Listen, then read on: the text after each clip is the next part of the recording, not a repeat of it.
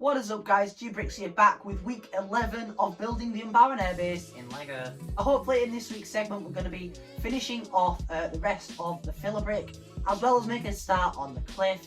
So without further ado, make sure to please drop a like and subscribe, as it really does help out the channel. We'll get right into this week's segment.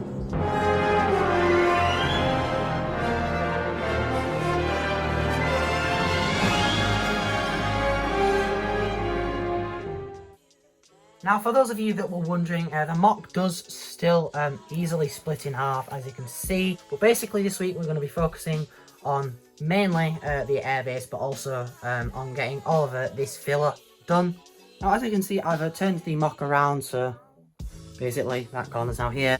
Now, as you might have seen, I've got a bunch of Duplo here. Now, this is made by LEGO, so technically it is LEGO. It's labelled LEGO Duplo, so technically it is still official LEGO. It's just I am running out of filler brick fast, so that takes up, well, the space of 8 2x4 bricks wood.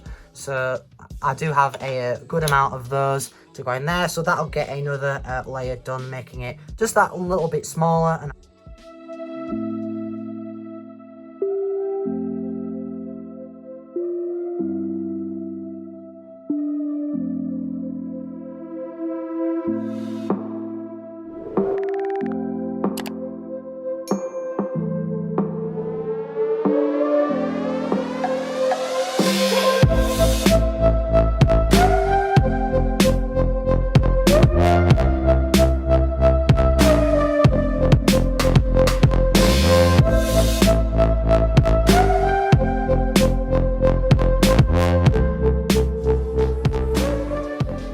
so after about an hour and a half, as you can see, I've got a rough sort of like start of this. Now, this is obviously going to be in black. I just didn't have any snot bricks for some reason, but the tile's going to go right up to the cliff, and then it's going to progress upwards. I'm aiming for about this height plus the inverted part that's going to go around the top as well, so it's not going to be fully sloped. That's about as roughly as high as that's going to go.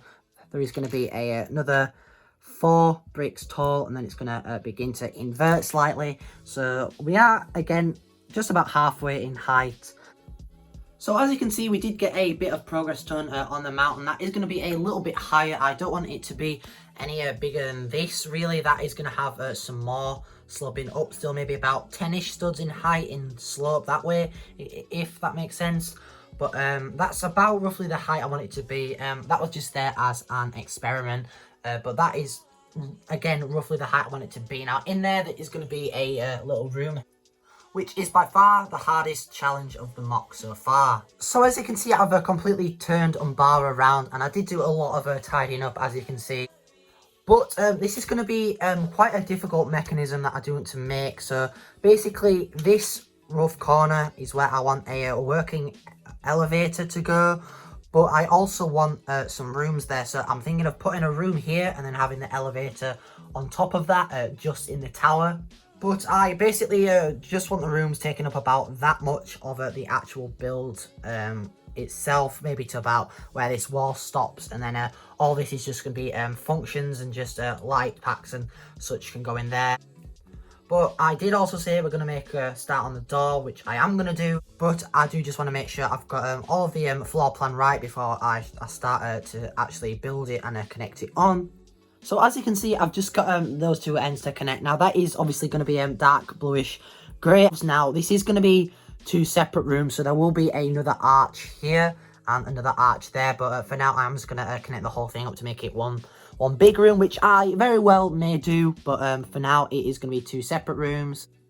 But like on feed, we do have another one of these little rooms. It's slightly more advanced than last time. It does now have a handle on it, as you can see.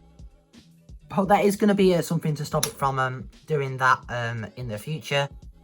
So as you can see here, we do have these 2 packs of fairy lights. Now, this is what I used last time, and if these don't work in this, I will happily replace them with like official lights, if that makes sense. But I think for now, I am going to try my best with these. But basically, one of them is going to go like back there, if that makes sense, and then we're going to have one next to it, like that, and then I have actually put in those two stoppers now, and then that goes in there like so, and that's pretty much flush.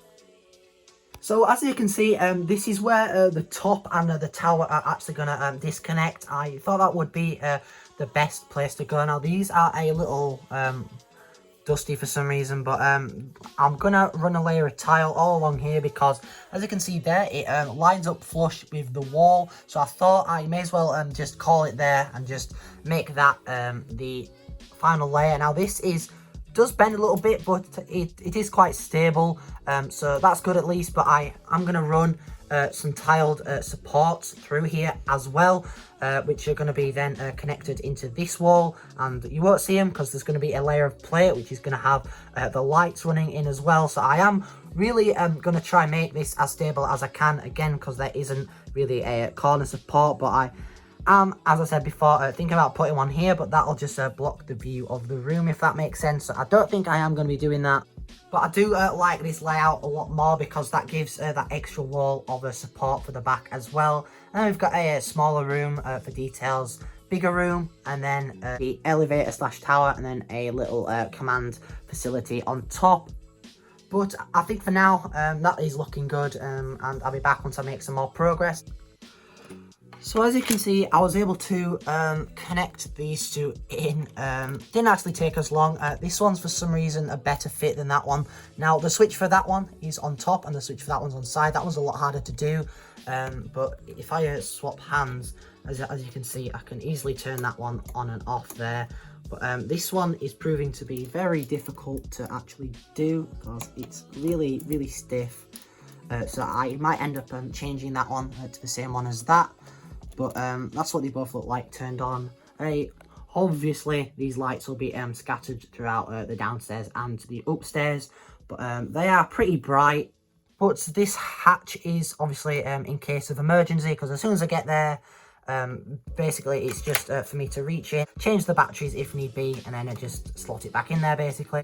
As the top is going to be coming off, so I'll just reach in then and turn them off then, if that makes sense. Also, as you can see, I've filled in a bit of this gap with some nice stable filler for, again, the top floor. I'm going to put a little bit in that gap there, down the back of there. But also, there is going to be a little bit there. This is going to be its own room, if that makes sense. Just giving myself plenty of space. But I am going to put a layer of plate and a tile on there for it to rest on. These are the only bits it's going to be connected by. And there's going to be two 2x2 plates in those corners, and that should hold it. But as you can see, this 2x2 plate fits flush to there, so I am gonna be building it like that, if that makes sense, and then all this is gonna go up once more, and then that'll be flush. Then we can start on the curve upwards. But with that fully to the height, as you can see, big plates easily sit on there.